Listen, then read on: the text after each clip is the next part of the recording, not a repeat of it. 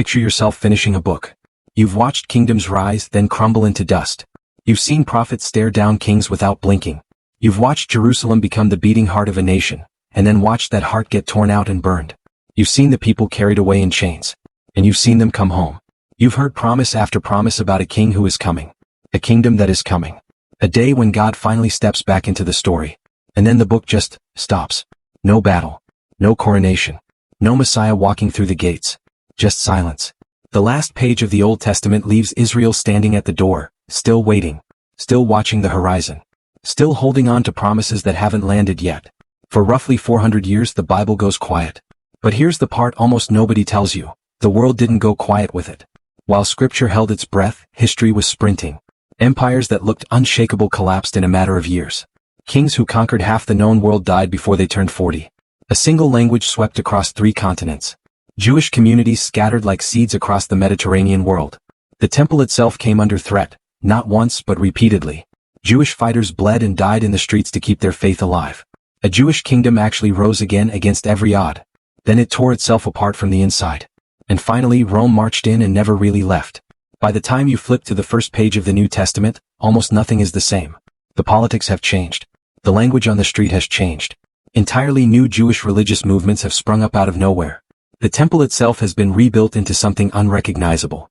The Jewish people are once again a subject people under a foreign boot. And the hunger for a Messiah has never burned hotter.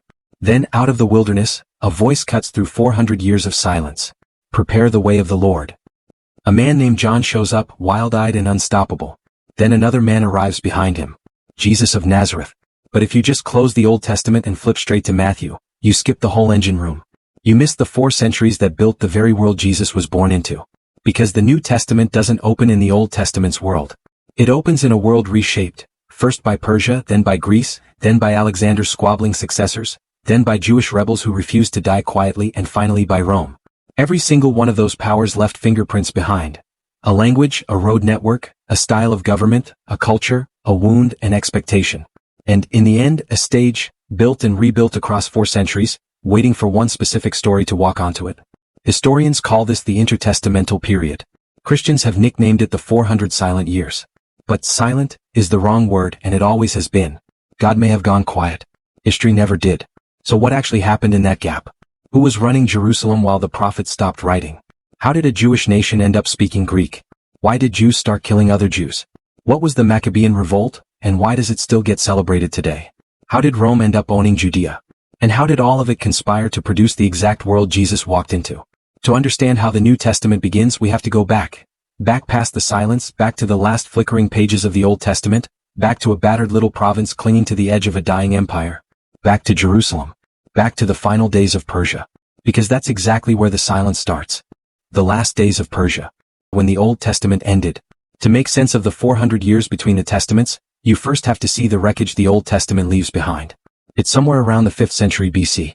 And Jerusalem is a shadow of itself. Forget the glittering capital of David and Solomon, that world is long gone.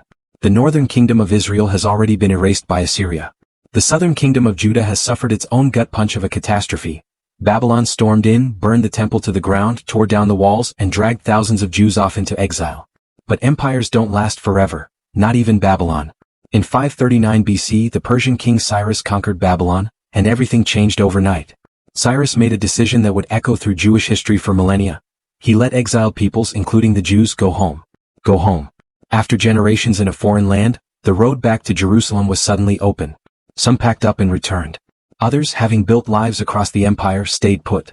But the ones who did go back walked into a city that barely resembled the Jerusalem of memory. Its walls were rubble. Its temple was gone. Its population had been gutted. They weren't returning to a home. They were returning to a ruin, and rebuilding it with their bare hands.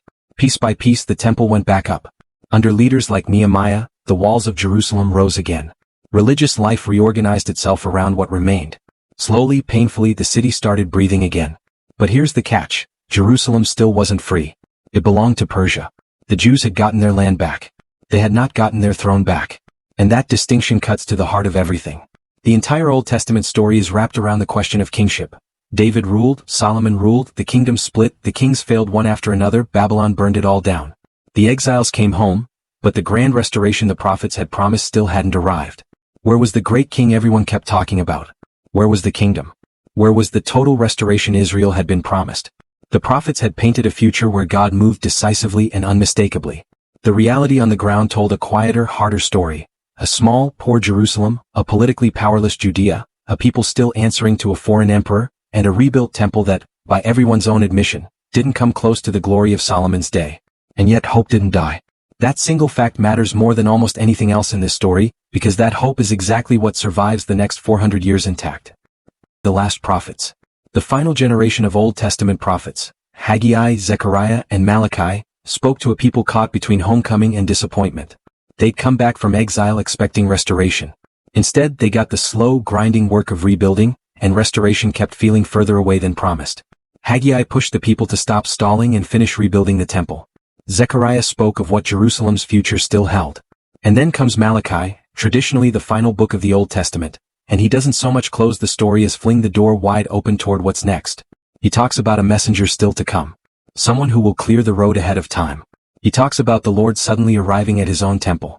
He talks about judgment, about purification, about a coming day when it will finally become obvious who actually serves God and who never really did.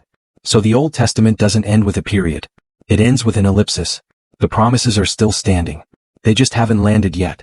And then the prophetic voice goes quiet. This is the moment the famous silence begins, but don't misread what that silence actually means. It doesn't mean nothing happened. It means the flow of new scripture stops. Politics doesn't stop. Wars don't stop. Empires don't stop rising and falling. Jewish religious life doesn't stop evolving. All of it keeps moving, off the page, quietly constructing the world the New Testament will eventually open into. The Persian world. For a long stretch of this period, Judea sits quietly inside the Persian Empire, and empire doesn't begin to cover the scale of it. Persia's territory stretched from the edges of Egypt to the borders of Central Asia, an almost incomprehensible sprawl held together by provincial governors. Judea was a speck on that map. But Persian rule came with an unexpected mercy, religious freedom. Jews kept their temple, kept their traditions, kept their scriptures, kept, crucially, their identity intact. That freedom mattered enormously, because this was a people who had already watched one empire try to erase them completely. Persia took a different approach.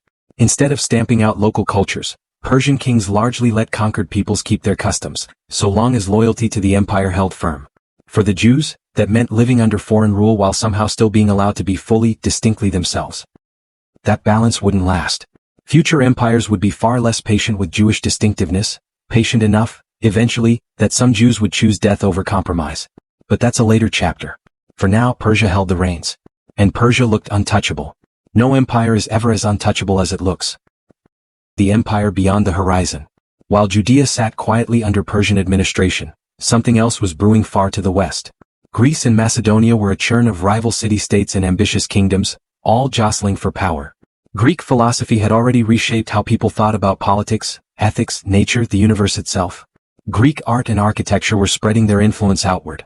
And in Macedonia, a teenage prince was being personally tutored by one of history's sharpest minds, Aristotle. That prince's name was Alexander. He would inherit the Macedonian throne. And then he would turn his eyes east, toward Persia, toward Egypt, toward the very land where the Jewish people lived. No one in Jerusalem saw it coming. Persia had ruled for generations. It had crushed rebellion after rebellion. It controlled staggering amounts of territory. It felt like a permanent fixture of the world. It wasn't. In 334 BC, Alexander launched his invasion of the Persian Empire, and the unshakable empire began falling apart with shocking speed. Judea was about to be swept into an entirely new age. The end of the Persian era. The Persian era had lasted well over 2 centuries. In that time, exiled Jews had come home. Jerusalem had been rebuilt. The temple had been restored. The scriptures had survived. Jewish identity had outlived one of the worst catastrophes in its history. But the waiting hadn't ended. The people were still waiting, for complete restoration, for the fulfillment of the old promises, for whatever came next. Then Alexander arrived and Persia fell.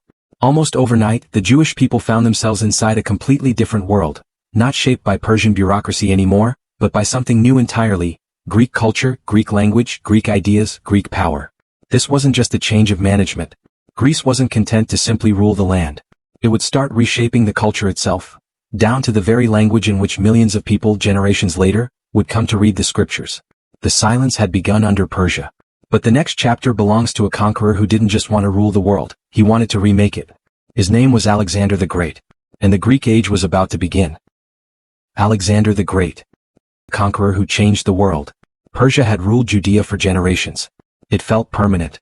Then, in the west, something started stirring that no one in Jerusalem could have predicted. A new king. Barely more than a teenager. And within little more than a decade, he would carve out one of the largest empires the ancient world had ever seen, stretching from Greece through Egypt, across the whole of Persia, and deep into Central Asia, all the way to the doorstep of India. His name was Alexander. He founded cities that still bear his name today.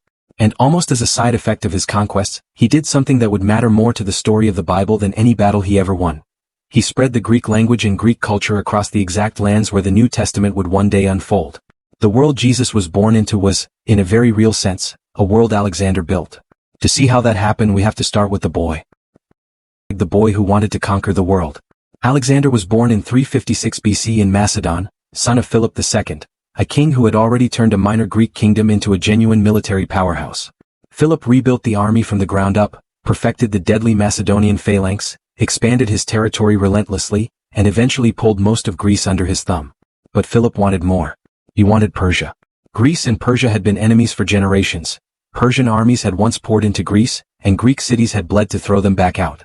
Philip intended to flip the script entirely. Instead of Persia invading Greece, Greece would invade Persia. He never got the chance. In 336 BC, Philip was assassinated, and almost overnight, his 20-year-old son inherited the throne.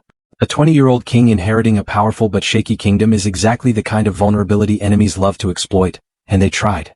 Rebellions broke out almost immediately. Several Greek cities gambled that the new king would be too green to respond.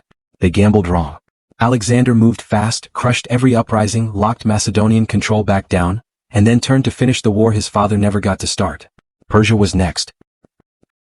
The fall of the Persian Empire. In 334 BC, Alexander crossed into Asia with an army dramatically smaller than the Persian forces waiting for him. On paper, it should have been a slaughter, in Persia's favor. But Alexander had things numbers couldn't measure. A disciplined army, a devastating cavalry, battle-hardened soldiers, and a commander who fought from the front line, took brutal risks, read terrain like a book, and could spot the one weak seam in an enemy formation and drive straight through it. Victory came at the Granicus River. Then at Issus. Then, in the battle that would decide everything, at Gaugamela. Persia's king Darius III showed up with a genuinely massive army, the kind of force that should have buried Alexander outright. Instead, Alexander's lines broke straight through it. Darius fled the field. And with that, the empire that had ruled for 2 centuries began coming apart at the seams. Alexander pushed south, into Syria, then Phoenicia, then finally Egypt. Alexander enters Egypt. The Egyptians Alexander marched in on were already living under Persian rule, which meant something interesting. To them, Alexander wasn't just another foreign conqueror. He was the man who had just humiliated the empire that had been ruling over them. Many Egyptians welcomed him as a liberator. Alexander toured Egypt's ancient religious sites and made a pilgrimage to the Oracle of Ammonius at Siwa, where, according to ancient accounts, he came away associated with divine sonship. Whatever Alexander privately believed about himself, his public image was ballooning into something larger than any mortal king. He was turning into legend in real time. And while in Egypt, he founded a city that would go on to shape world history for the next 2,000 years. Alexandria, destined to become a hub of trade, scholarship, and philosophy, and centuries later, one of the most important centers of the early Christian world. But that future was still far off. Alexander kept moving east. Alexander and Judea. Somewhere along the way, Alexander's forces passed through the territory surrounding Judea, and this is where Jewish tradition hands us one of its most colorful stories. The Jewish historian Josephus, writing centuries later, described a dramatic meeting. Alexander approaching Jerusalem, the Jewish leadership walking out to greet him, and the high priest presenting him with the book of Daniel, claiming its prophecies had predicted his rise. Alexander, the story goes, was so struck by this that he spared Jerusalem and treated its people with favor. It's a great story, but historians are genuinely divided on how much of it actually happened, since Josephus was writing generations after the fact. It's worth holding loosely rather than treating as settled history. What isn't in question is the outcome. Judea was now part of the Greek world. And that shift would ripple far beyond politics, because Alexander didn't just plant flags. He carried an entire culture with him wherever his armies went. The Greek language takes over. Here's arguably the single most important development of the entire 400-year gap. Greek stopped being just a language spoken in Greece. Through Alexander's conquests, it spread across the eastern Mediterranean and the Near East until it became the dominant language of administration, trade, education, and international communication, birthing what historians now call the Hellenistic world, a term that simply captures the reach and influence of Greek culture after Alexander. But Greek culture didn't just steamroll everything local into uniformity. Something messier and more interesting happened instead. Greek ideas fused with Egyptian ones, with Persian ones, with Jewish ones. Cities turned multicultural almost overnight. People grew up bilingual, even trilingual. Ideas moved. Books moved. Merchants and philosophers moved. Populations that had been sealed off from each other by language for centuries suddenly found themselves able to talk. That shift would end up mattering enormously for Christianity. When the apostles eventually started preaching about Jesus, they weren't speaking into a scattered patchwork of isolated dialects. They were speaking into a world already stitched together by one common tongue. The New Testament itself would be written in Greek. Sit with that for a second. Jesus' story begins entirely inside a Jewish world, one whose scriptures were written in Hebrew with pieces in Aramaic. And yet the record of his life would end up preserved in Greek, because the linguistic groundwork for that had already been poured, centuries earlier, in the wake of Alexander's armies. Alexander himself, though, wasn't done yet. Alexander goes east. After Egypt and the eastern Mediterranean, Alexander turned back toward the Persian heartland, and city after legendary city fell. Babylon, Susa, Persepolis, the great ceremonial centers of an empire that no longer existed in anything but name. He kept pushing. Into Central Asia. Into territory that today spans Afghanistan, Uzbekistan, and Pakistan. His army eventually reached the edge of the Indian subcontinent. And then it simply stopped. Years of relentless campaigning, thousands of miles marched, more battles than anyone could count. His soldiers were done. They wanted to go home, and eventually Alexander had no choice but to turn back. He had finally found the one limit his empire couldn't push past, his own men's endurance. And then, before anyone was ready for it, something else happened. Alexander died. The king who died too young. In 323 BC in Babylon, Alexander died at around 32 years old. The man who had conquered an empire spanning 3 continents could not conquer the one thing waiting for him at the end of it all. His entire empire had been built around a single extraordinary person, and now that person was gone, with no adult heir strong enough to hold it all together. What followed was chaos. His generals turned on each other, carving up his conquests among themselves until the empire cracked apart into several rival Hellenistic kingdoms. 2 of those kingdoms would matter enormously to the Jewish people. The Ptolemaic kingdom ruling from Egypt and the Seleucid kingdom ruling Syria and Mesopotamia. Judea sat directly between them. And that single fact of geography would define decades of Jewish history. Alexander's death didn't hand Judea its freedom. It handed Judea a much bigger, much messier problem. It became the rope in a decades-long tug-of-war between 2 rival dynasties. The Ptolemies held Egypt to the south. The Seleucids held vast territories to the north and east.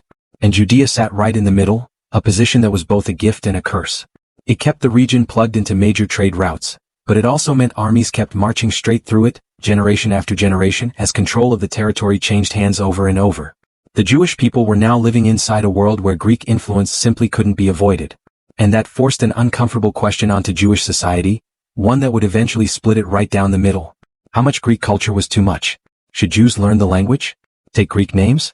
Sit on Greek political councils? Send their children to be educated in Greek philosophy? Or should they wall themselves off entirely? For some Jews, Hellenism looked like opportunity, a doorway into the wider world. For others, it looked like a slow-motion threat to everything that made them who they were. Because Judaism was never just a set of private beliefs, it was an entire way of life. The Sabbath, circumcision, dietary law, the temple, the priesthood, the scriptures, the covenant. All of it defined Jewish identity down to the bone. And now all of it was under quiet, constant pressure from a powerful foreign culture that showed no signs of going away. At first, the change crept in gradually. But it wouldn't stay gradual, or stay merely cultural. Eventually it would turn political. And then, far more dangerously, it would turn religious. Plenty of Jews didn't reject Greek culture at all. They leaned into it. They learned the language, took Greek names, took part in Greek civic life. Some absorbed Greek philosophy deeply. Others tried to blend it directly with Jewish faith. The result was a Jewish world with no single answer to the Hellenism question. Some pushed for strict separation. Others pushed for adaptation. Some believed Judaism's future depended on fully engaging the wider Greek world rather than hiding from it. That fracture would eventually help give rise to distinct Jewish movements down the line. But the most consequential development of this whole era was quietly unfolding in Egypt.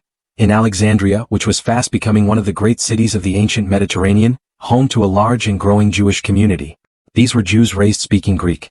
And that created a real problem. Their own scriptures were written in a language many of them could no longer read fluently.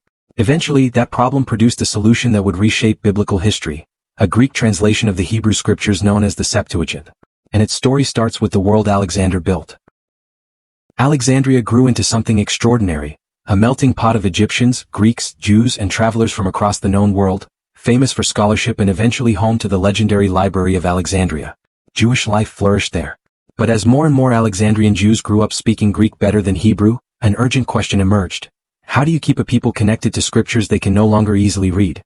The answer arrived in the 3rd century BC, the Hebrew scriptures translated into Greek. And once the scriptures existed in Greek, geography stopped being a barrier. They could travel to Egypt, to Syria, to Asia Minor, to Greece itself, into every Jewish community scattered across the Mediterranean world. No one alive at the time could have guessed the consequences. Centuries later, Christian missionaries would walk straight into these same Greek-speaking Jewish communities, open these same Greek scriptures and start talking about Abraham, Moses, David, the prophets, and increasingly about Jesus. The language was already waiting for them. The roads hadn't been built yet. The Roman political machine hadn't been assembled yet. But the linguistic bridge, that had already been laid decades before anyone needed it. Alexander died young.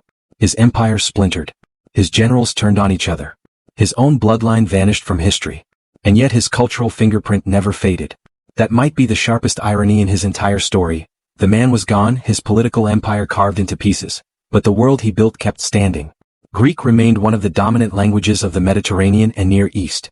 Greek education spread. Greek philosophy shaped generation after generation of thinkers. Greek cities became engines of trade and culture. Jewish communities were now permanently entangled with Greek society. And the scriptures of Israel had already crossed over into the Greek-speaking world for good.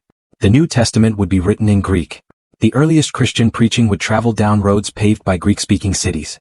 Many of the first Christian communities would take root in places shaped, at their core, by the Hellenistic world Alexander left behind. So when we eventually arrive at Matthew, Mark, Luke, and John, we're not stepping back into the world of the Old Testament. We're stepping into the world Alexander built. But there was a darker side to all of this. Cultural influence, spread gradually, is one thing. People can take it or leave it. Political force is something else entirely. And eventually, a ruler would stop merely encouraging Jews to embrace Greek culture and start trying to force it on them. He wouldn't just spread a language. He would try to reshape a religion. He would walk into the temple itself. He would interfere directly with Jewish worship. And he would commit an act so provocative it would ignite one of the greatest rebellions of the entire intertestamental period. His name was Antiochus IV Epiphanes. And his actions would force the Jewish people to confront a question with no easy answer. How much are you willing to sacrifice to keep your faith alive? The answer would come written in blood. The answer would come as open rebellion. And the answer would produce a family whose name still echoes today. The Maccabees. The Greek age had opened with conquest. It was about to collide with resistance. The Greek world had arrived. Alexander was dead. His empire was carved up among his generals. Judea was now just one small square on a much bigger chessboard, caught between rival kingdoms. And Greek culture kept spreading, city by city, across the Mediterranean. But underneath all that noise, something quieter was happening. Something that wouldn't make headlines at the time, but would end up matching more to the story of the Bible than almost anything else in this whole period. The scriptures of Israel were crossing a line. Leaving the world of Hebrew behind and stepping, word by word, into the world of Greek. This was never just about translation. Language decides who gets to hear a story, who can read it, who can actually understand it, and, eventually, who can carry it somewhere new. Translating the Hebrew scriptures into Greek built a bridge. One side stood in the Jewish world of the Old Testament. The other side opened straight into the Greek-speaking world Christianity would one day be born into. This is the story of the Septuagint. But before we get to the translation itself, we need to understand why it had to happen at all. Not every Jew who could have returned to Jerusalem after the Babylonian exile actually did. Plenty stayed scattered across the old Persian territories and beyond, and during the Hellenistic period that scattering only grew wider. Jewish communities were now planted in cities far from Judea. One of the most important sat in Egypt, Alexandria. Founded by Alexander himself, Alexandria exploded after his death into one of the greatest cities in the ancient Mediterranean, wealthy, cosmopolitan, a magnet for commerce and ideas, and thoroughly soaked in Greek culture. Greeks, Egyptians, Jews, merchants, scholars, soldiers, administrators, all of them crammed into the same streets, the same markets, the same intellectual ferment. And because Greek was quickly becoming the language of public life, more and more Alexandrian Jews grew up far more fluent in Greek than in Hebrew. Picture what that actually looked like on the ground. A Jewish family could still worship the God of Abraham without hesitation. Still call themselves children of Israel. Still keep the traditions their ancestors had died to protect. But their kitchen table language was Greek. Their kids' first language was Greek. Their neighbors spoke Greek. Their shops ran in Greek. Their schooling happened in Greek. And sooner or later, an impossible-to-ignore problem shows up. What happens when a people keep their ancient scriptures sacred, generation after generation, but their own children can no longer read the language those scriptures were written in? There was only one real answer. Translate them. The Hebrew scriptures weren't just old books sitting on a shelf. They held the entire history of Israel. The law of Moses, the stories of the patriarchs, the wisdom writings, David's songs, the words of the prophets. For Jewish people, this was identity itself. It told them who they were, where they'd come from, what God had done, what God expected, and what God had promised was still coming. So translating any of it was never going to be a small, casual project. It meant hauling sacred words across a linguistic canyon, and the risks were real. How do you translate a Hebrew phrase with no clean Greek equivalent? How do you keep theological weight intact? How do you carry poetry across languages without flattening it? How do prophecy and meaning survive the crossing without something getting lost along the way?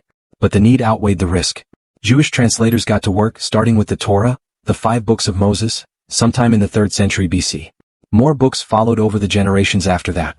Eventually the whole collection got a name, the Septuagint. That name traces back to an old tradition about 70 or 72 Jewish translators working on the project. Though historians still argue over how literally to take those details. What's not up for debate is the bigger picture. Jewish scripture was now living in Greek, and the ripple effects would travel far beyond Alexandria's harbor. Scholars usually shorten it to LXX, and it became one of the single most important Greek versions of Jewish scripture in the ancient world. A way for Greek-speaking Jews to reach their own sacred tradition in the only language many of them fully understood. And then something remarkable happened. It didn't stay put. The Greek scriptures spread throughout the Mediterranean. Jewish communities scattered far outside Judea could now read them directly. People who had never spoken a word of Hebrew in their lives could suddenly encounter Israel's story. And eventually, this Greek translation would become tightly woven into the earliest Christian movement itself. This is where the story turns genuinely pivotal, because when New Testament writers quoted the Old Testament, they were frequently quoting Greek wording. Many early Christians never had to translate the Hebrew scriptures themselves at all. A Greek version was already sitting there ready to use. The Septuagint had quietly built a linguistic bridge decades ahead of time. Israel's scriptures could now travel anywhere Greek was spoken, and the Christian message would later travel down that exact same road. Stop and look at how much had shifted since the Old Testament closed its final page. The prophets had spoken into a world that ran on Hebrew and Aramaic. Then Alexander crushed Persia. Greek culture flooded in. Greek climbed to the top as the language that mattered. Jewish communities scattered further than ever. And now, on top of all that, the scriptures themselves were becoming readable in Greek. That's a massive cultural shift. But it didn't mean Hebrew vanished. It didn't, and plenty of Jews never let it go. And it definitely didn't mean every Jew embraced Greek culture with open arms. If anything, the opposite happened. Jewish society was splitting apart over exactly how to respond to Hellenism. Some saw opportunity in it. Others saw a slow-burning threat. Some took Greek names, joined Greek institutions, studied Greek philosophy. Others watched all of that happening and grew convinced it would hollow Jewish identity out from the inside. That tension was building towards something explosive. Because eventually, a Greek ruler would stop waiting for Jews to gradually adopt his culture, and decide to force it on them instead. For a stretch of time, Judaism and Hellenistic culture managed an uneasy but workable coexistence. Jews could engage with Greek society without abandoning their religious practice. Then the politics shifted. After Alexander's death, Judea got trapped between the Ptolemies in Egypt and the Seleucids in Syria, with control of the territory flipping back and forth for decades. Every change of hands brought fresh pressure. But the real crisis hit in the 2nd century BC, when a Seleucid king named Antiochus IV Epiphanes took the throne. Antiochus wasn't a passive fan of Greek culture. He was an aggressive promoter of it, and his ambitions reached well past culture into raw political control. And in Judea, he ran straight into resistance from a Jewish community already split down the middle. Some pushing for deeper Hellenization, others digging in to defend tradition. What started as a political struggle didn't stay political for long. It turned religious. And then it turned violent. To understand what came next, you have to understand something specific about Jewish identity. Religion and nationhood weren't separate categories. They were the same thing. The Sabbath wasn't a ritual add-on, it was a way of life. Circumcision wasn't a physical custom, it was the mark of the covenant itself. Dietary law wasn't a set of preferences, it was commandment. The temple wasn't a building, it was the literal center of the nation's worship. The Torah wasn't literature, it was the foundation the covenant between God and Israel stood on. So when Hellenistic rulers moved to change Jewish religious practice, they weren't just introducing a new cultural trend for people to take or leave. They were attacking the very thing that made the Jewish people who they were. That's exactly why the conflict escalated so fast. Some Jews were willing to bend. Others believed bending had already gone too far. And then Antiochus made a decision that shoved the entire situation past the point of no return. Antiochus IV ruled the Seleucid Empire from 175 to 164 BC, and his reign would become one of the defining flashpoints of the entire intertestamental era. He wanted a stronger kingdom. Judea, unstable and split by rival factions. Some Jewish elites pushing Hellenistic reform, others resisting it outright, gave him an opening and he took it. What began as political maneuvering curdled fast into religious crisis. According to the ancient sources, Jewish religious life came under direct attack. Circumcision was banned, Sabbath observance was targeted, copies of the Torah were hunted down and destroyed, and pagan worship was forced into Jewish life. Then came the moment that shook the entire Jewish world to its core. The temple in Jerusalem was desecrated. The sacred center of Jewish worship, violated. A pagan altar went up inside it. Sacrifices that violated Jewish law were offered on temple ground. For faithful Jews, this wasn't political overreach. It was an assault on the presence of God himself, dwelling among his people. The temple was where heaven was believed to touch earth, and now it had been defiled. Centuries before Antiochus was even born, the prophet Daniel had already warned of future rulers who would desecrate the sanctuary. Later Jewish readers looked back at Antiochus's actions and saw Daniel's words staring back at them. Language about an abomination of desolation, tied directly to the sanctuary's defilement. Antiochus became the clearest historical face Jews attached to that language. And centuries later, Jesus himself would use that exact phrase, abomination of desolation, in his own teaching. That doesn't mean Antiochus exhausts everything Daniel's prophecy points to. Christian interpreters still debate that question today. But historically, Antiochus's actions left a permanent mark on Jewish prophetic memory. A memory of a foreign king walking into God's own temple and trying to strangle Jewish worship at its source. That memory didn't fade when Antiochus died. It stayed alive, humming quietly in the background, right up through the world the New Testament opens into. Picture living in Jerusalem through all of this. Your family has worshipped the God of Israel for generations, through exile and return, through the rebuilding of the temple, through decades of preserving the law against every pressure to let it go. And now a foreign king is telling you the very practices that define your faith are illegal. You're left with exactly two options. Adapt. Or resist.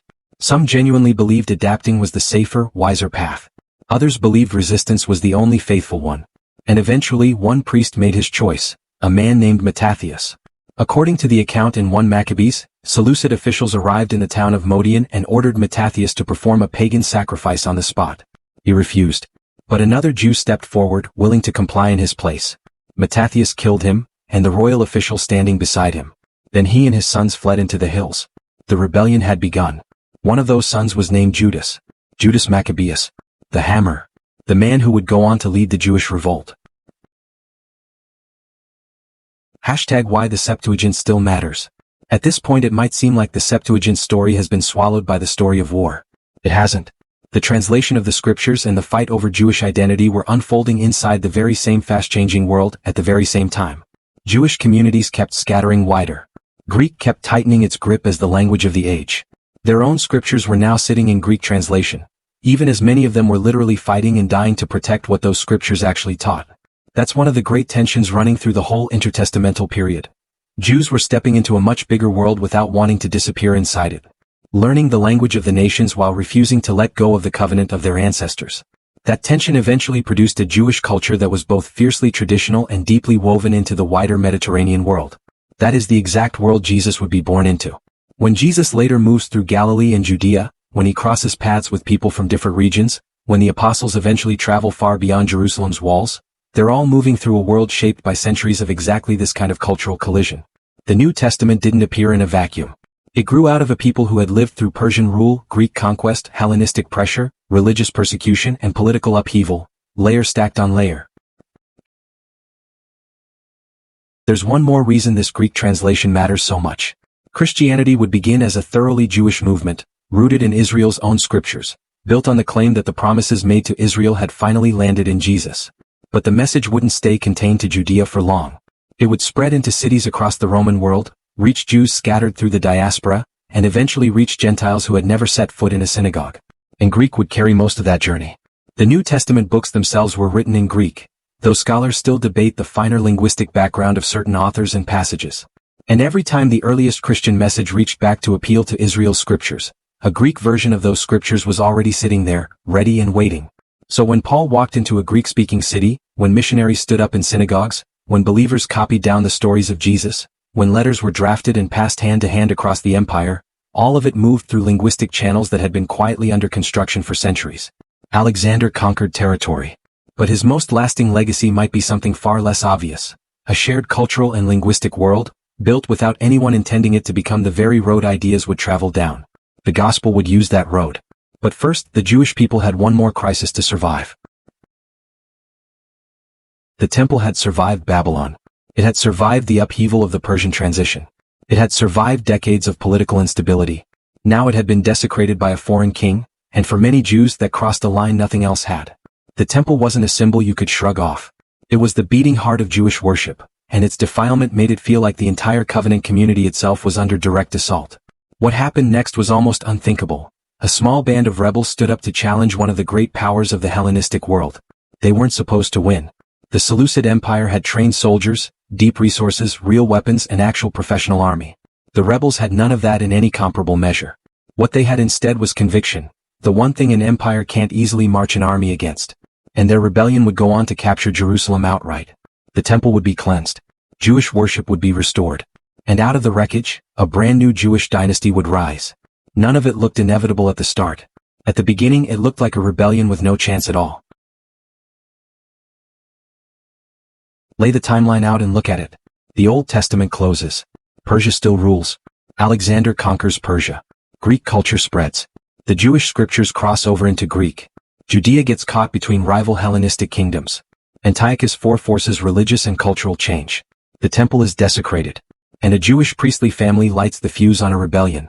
Every single event pushes the story one step further forward. But underneath all of it, something else is quietly building. The Jewish people are developing a deeper, more urgent hunger for deliverance. They've now lived under foreign boots again and again, Babylon, Persia, Greece, Seleucid oppression, and soon enough, Rome. And the question keeps getting louder. When will God finally restore Israel? When will the promises actually be kept? When will God's kingdom come? When will the Messiah show up? Those expectations would become the backdrop Jesus later preached directly into. When first-century ears heard the word Messiah, they weren't hearing it in a vacuum. They were hearing it after centuries of foreign rule, generations of political humiliation, stories of Jewish resistance told and retold, the memory of a desecrated temple, and the legend of the Maccabees still ringing in the air. They were waiting for someone. A king. A deliverer. Someone who could finally give back what had been taken.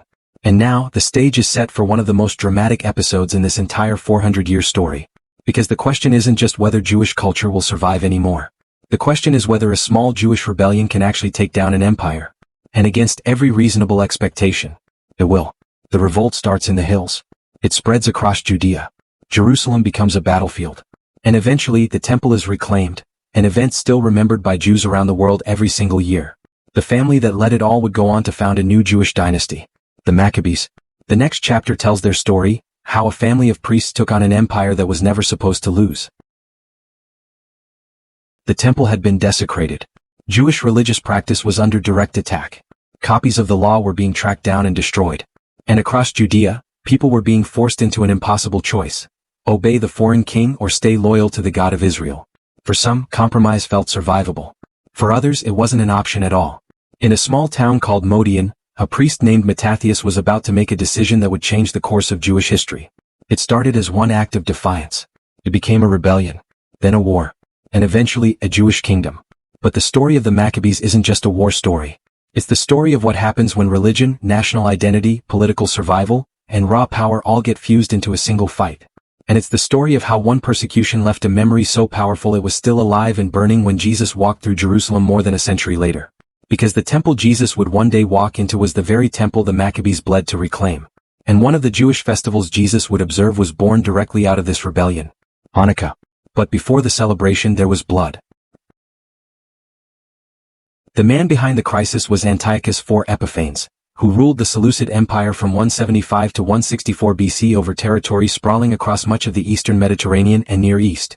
Judea was just one province in that empire, small but far from unimportant.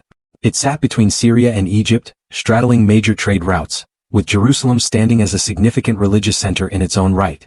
Antiochus wanted stability. Judea gave him the opposite. The territory was already fractured, some Jewish leaders pushing hard for Hellenistic reform, others digging in to defend tradition, and that fracture had stopped being a disagreement and turned into an outright power struggle. Rival factions started appealing to outside authorities for backing. Antiochus stepped in. What followed was disastrous.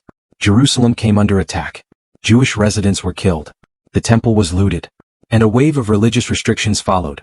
The law of Moses targeted, the Sabbath restricted, circumcision banned outright, Jewish festivals suppressed, pagan worship forced into the vacuum. Disobedience could cost you your life. For faithful Jews, this wasn't a cultural debate anymore. The question had stopped being how much Greek culture should we adopt, and become something far starker. How much of our faith are we willing to give up just to stay alive? 30 miles northwest of Jerusalem sat the small town of Modian, home to an aging Jewish priest named Mattathias and his several sons.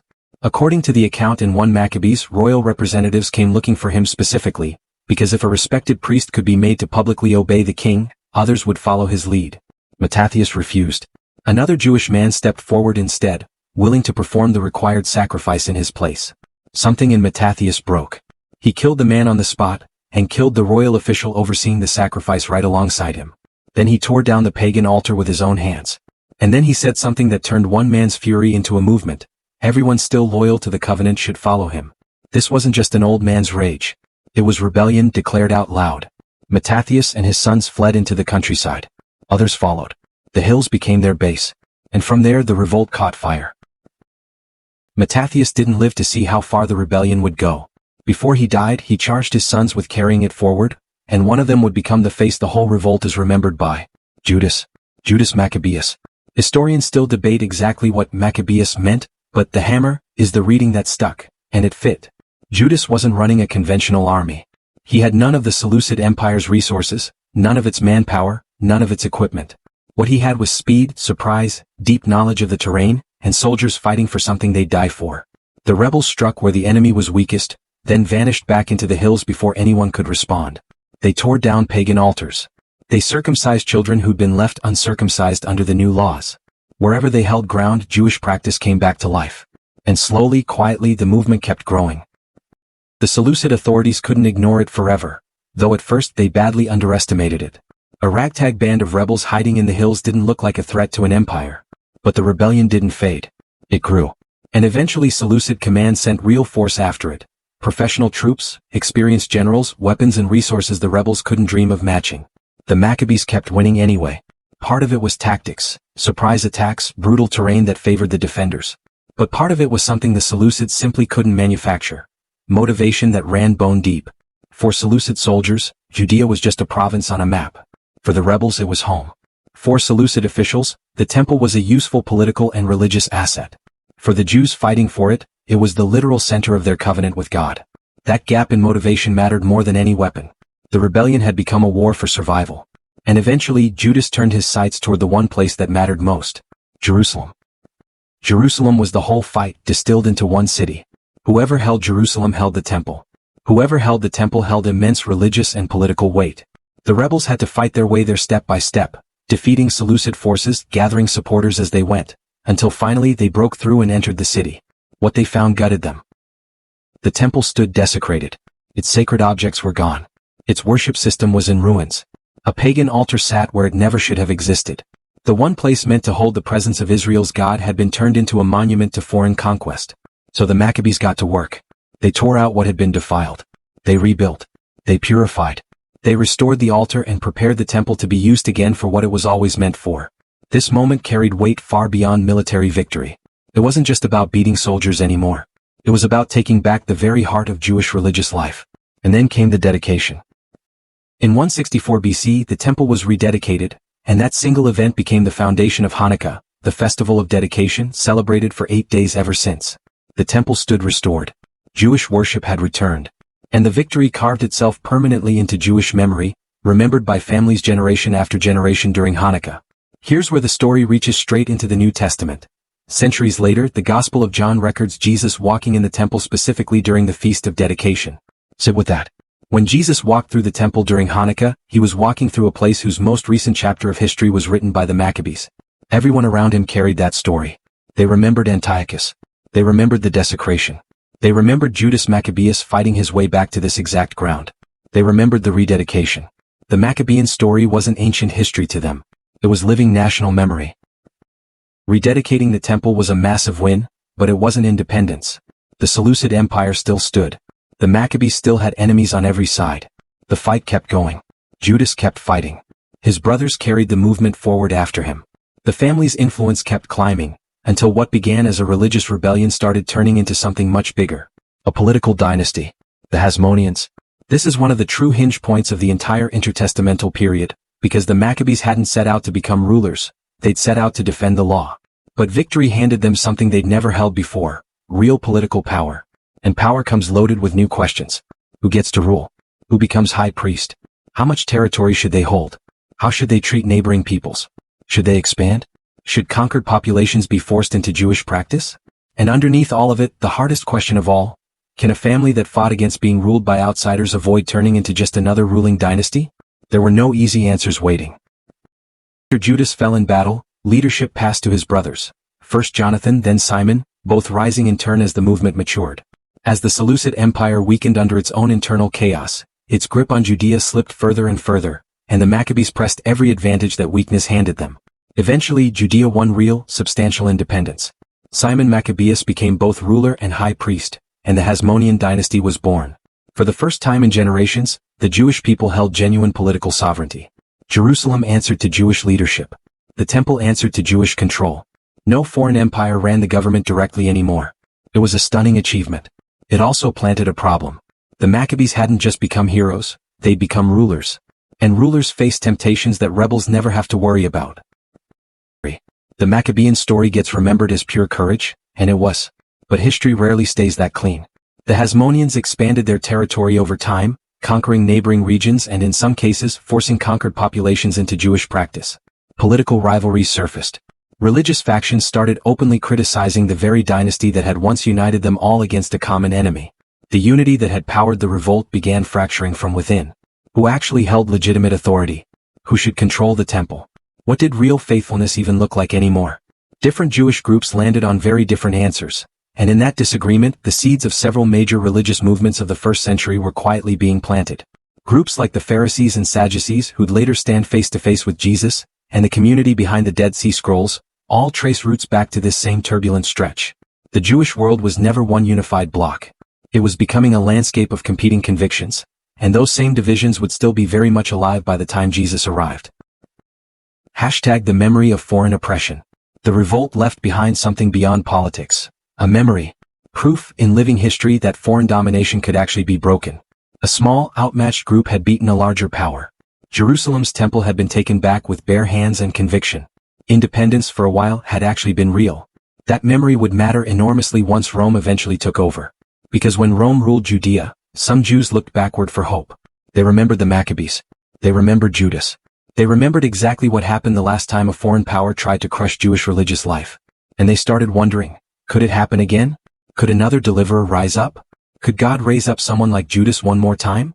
That question hung in the air across first-century Judea, and it goes a long way toward explaining something that can otherwise feel puzzling in the Gospels.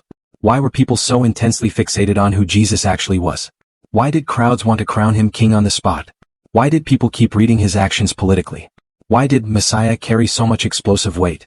Because this people had lived under foreign rule for centuries, and they had a living memory of what liberation actually looked like. The Maccabees had proven it was possible. For a stretch of time, the Hasmonean kingdom became one of the most significant Jewish states of the era.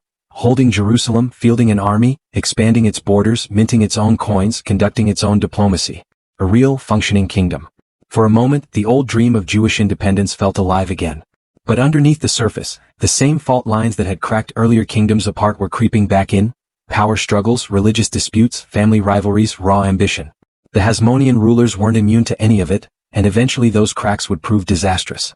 Because while the Hasmoneans turned on each other, another power was rising in the west, expanding steadily for generations, crushing rivals across the western Mediterranean, growing into the dominant force of the age. Rome. And Rome was now turning its attention east. Roman soldiers would eventually reach Judea, but Rome wouldn't even need to force its way in. The Hasmoneans would hand them the opening themselves. The final act of the Hasmonean dynasty was consumed by rivalry. Two members of the ruling family locked themselves in a struggle for the throne, each claiming legitimacy, each hunting for outside support. Eventually one of them made a fateful move, appealing to Rome. That was a dangerous door to open. Inviting a great empire into your internal power struggle rarely ends with that empire simply walking back out again. The Roman general who answered the call was one of the most famous commanders of his generation, Pompey. In 63 BC, Pompey entered Jerusalem. The kingdom the Maccabees had bled for, fought for, and built with their own hands was now under Roman control. The Maccabean dream of independence had run its course. The temple still stood. Jewish worship carried on. The people remained. But the political ground had shifted permanently underneath them. The age of Jewish independence was closing. A new empire was moving in. Rome. The Maccabean revolt began as a fight to preserve the faith. It ended by building an entire kingdom. It bought the Jewish people a season of real independence. It restored the temple. It gave the world Hanukkah. It hardened Jewish resistance to forced assimilation for generations to come. And it left behind an unshakable memory of what liberation actually looks like. But it also sowed political conflicts that would eventually help tear the Hasmonean dynasty apart from within. And maybe most importantly of all, it helped shape the exact religious and political world Jesus would be born into. The Jewish people of the first century weren't simply the distant descendants of the ancient Israelites. They were the direct descendants of a people who had survived Assyrian conquest, Babylonian exile, Persian rule, Greek domination, the persecution of Antiochus, the fire of the Maccabean revolt, and the fragile experiment of Hasmonean independence. That history had trained them generation after generation to expect foreign empires to come. And it had trained them just as deeply to hope for deliverance anyway. That hope would only grow sharper under Rome. But Rome hadn't arrived yet. Not until 63 BC. And once it did, the question itself would change. The Jews were no longer up against the Seleucids. They were now living under the single most powerful political system the Mediterranean world had ever produced. A system that would, without ever intending to, build the very roads Christianity would one day travel down. But first, Judea had one more transformation waiting for it. The Jewish kingdom would vanish. And in its place would rise a ruler whose name would become permanently, inseparably linked to the story of Jesus' birth. His name was Herod. But before Herod could take the throne, Rome had to take the city. And the man who brought Rome through Jerusalem's gates was Pompey. That's where the next chapter begins, the fall of Jewish independence and the first days of Roman Judea. How the Jewish kingdom fell and the Roman age began. The Maccabees had pulled off what almost nobody thought was possible. A small Jewish rebellion had taken down a powerful empire. The temple had been cleansed. Jewish worship had been restored. And out of it all, an independent Jewish kingdom had actually emerged. For nearly a century, the Hasmonean dynasty, direct descendants of the Maccabees, ruled Judea. For a while, it must have genuinely felt like the long night of foreign domination was finally over. Babylon was gone. Persia was gone. The Seleucids had been driven back. Jerusalem stood under Jewish leadership again. The temple stood. The priests served. The festivals continued. The dream of national restoration felt, for once, within reach. But history has a habit of exposing an uncomfortable truth. Kingdoms don't always fall to enemies outside their walls. Sometimes they rot from within first. That's exactly what happened to the Hasmoneans. The very family that had once united a nation against a common enemy split apart under its own rivalry. Brothers turned on brothers. Factions clawed for power. Religious rifts deepened. And while Judea tore at itself from the inside, something far larger was rising in the west. Bigger than Babylon ever was, more organized than Persia, more durable than anything Alexander had built. Rome. By the 1st century BC, Rome had become one of the dominant military and political forces the ancient world had ever seen, its armies carving through vast territories, its influence stretching across the entire Mediterranean. Sooner or later, that gaze was always going to land on Judea. In 63 BC it did. Roman soldiers marched into Jerusalem, and the world the New Testament would open into began quietly locking into place. #the Hasmonean Civil War. The unraveling of Jewish independence didn't start with a Roman invasion. It started with a family feud. After generations of Hasmonean rule, the question of succession curdled into something bitter and dangerous. Who should rule? Who should hold the office of high priest? Whose claim was actually legitimate? Two brothers stood at the center of it all, Hyrcanus II and Aristobulus II, each convinced the throne was rightfully his, each building his own base of support, each pulling the nation further apart. Political fights rarely stay contained. They drag in religious factions. They forge new alliances. They deepen old grudges. And eventually they tempt someone into calling in outside help. That's exactly the mistake that changed everything. Both brothers looked past Judea's borders for backing, and Rome was more than happy to answer. Rome never handed out favors for free. It had learned, through long experience, one very useful principle. A divided kingdom is a kingdom that's easy to control. And Judea, by this point, was about as divided as it had ever been. The man Rome sent to sort it out was one of the most celebrated generals of his era, Pompey.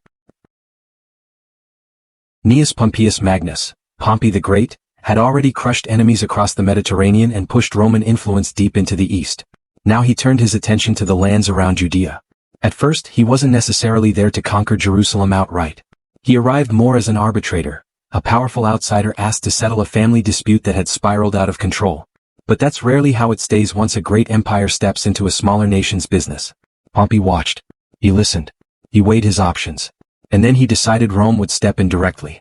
Jerusalem, the city that had outlasted Babylon, that had been rebuilt under Persia, that had been reclaimed with blood by the Maccabees, the very heart of Jewish identity, now had Rome standing at its gates.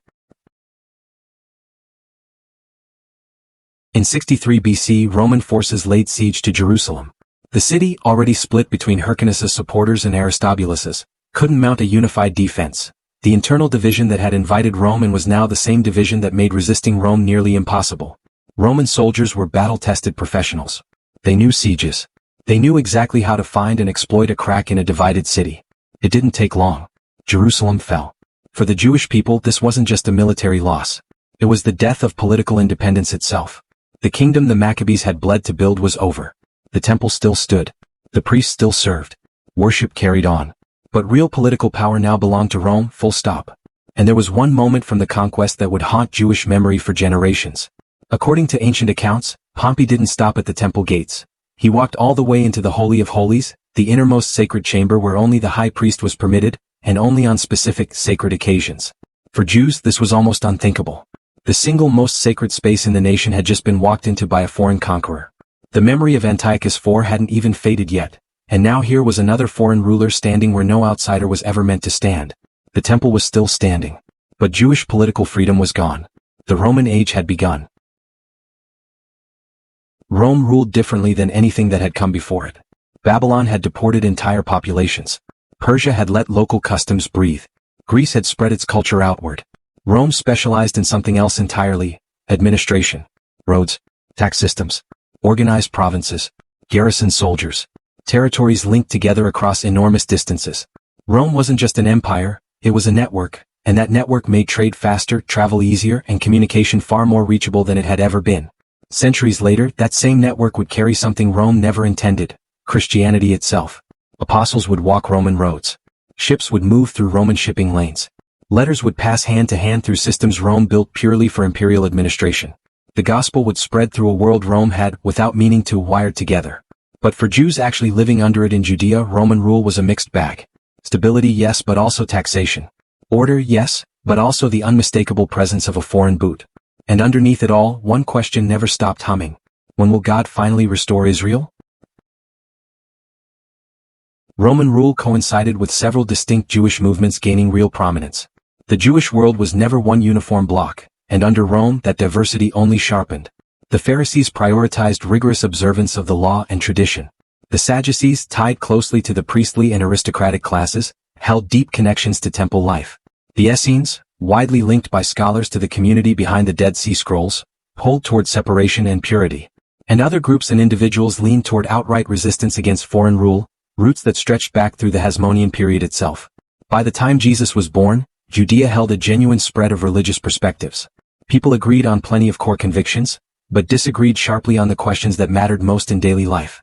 How should Jews live under a foreign empire? How should the law actually be interpreted? What did real faithfulness look like in practice? Who actually spoke for Israel? And underneath every one of those questions sat the biggest one of all: when will the Messiah come?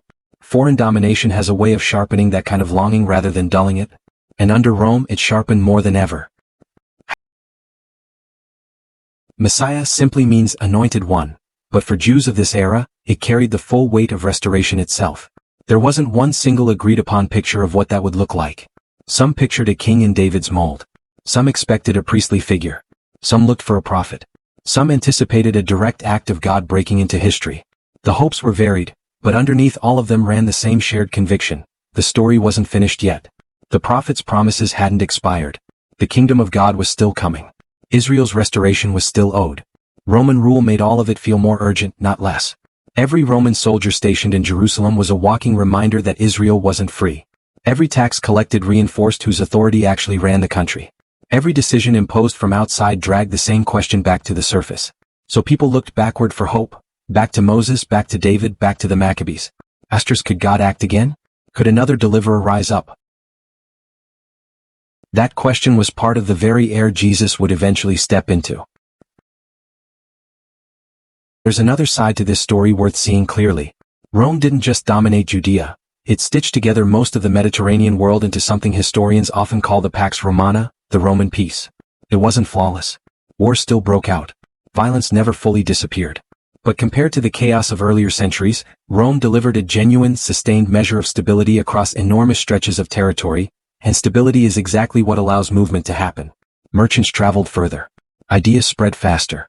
Communities that had once been isolated stayed connected.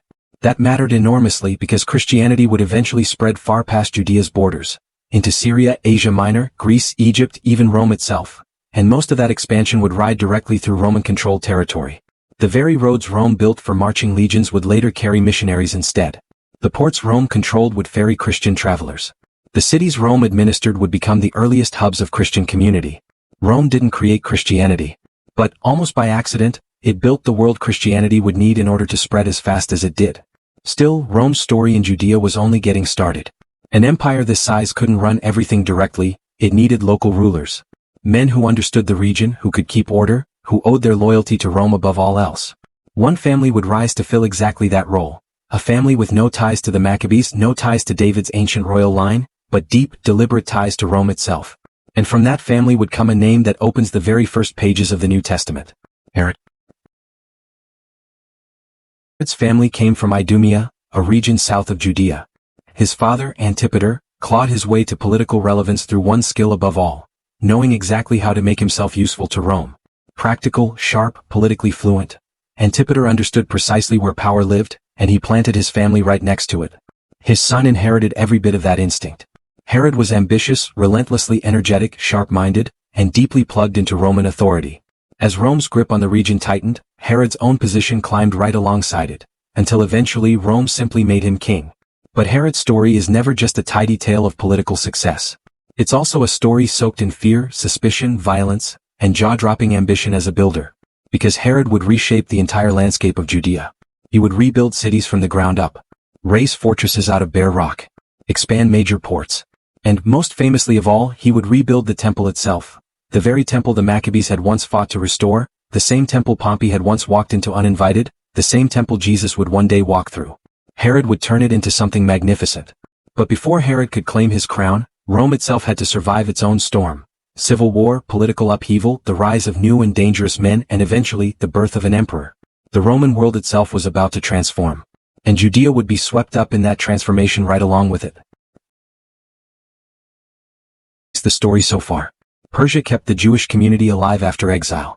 Alexander spread Greek language and culture across the map. The scriptures crossed over into Greek. Antiochus lit the fuse of resistance. The Maccabees reclaimed the temple. The Hasmoneans built genuine independence. Rome conquered Jerusalem. And now, a new kind of ruler is about to step onto the stage. Herod. The New Testament is getting closer with every chapter. The pieces are locking into place one by one. The temple stands, Greek is spoken everywhere, Rome controls the Mediterranean world, Jewish religious movements are active and vocal, Messianic hope is climbing higher than ever, and a king appointed by Rome is about to take the throne of Judea. His building projects will remake Jerusalem's skyline. His decisions will shape an entire generation's fate. And according to the Gospel of Matthew, his fear of one particular newborn child will trigger one of the darkest episodes tied to the story of Jesus' birth. The next chapter tells his story. Herod the Great, the king who rebuilt the temple, served Rome, and sat on Judea's throne at the exact moment the New Testament begins. By the time Herod steps onto the stage, Judea had already lived through centuries of foreign rule. Persia had governed the land. Alexander had conquered Persia. Greek culture had reshaped the region from the inside out.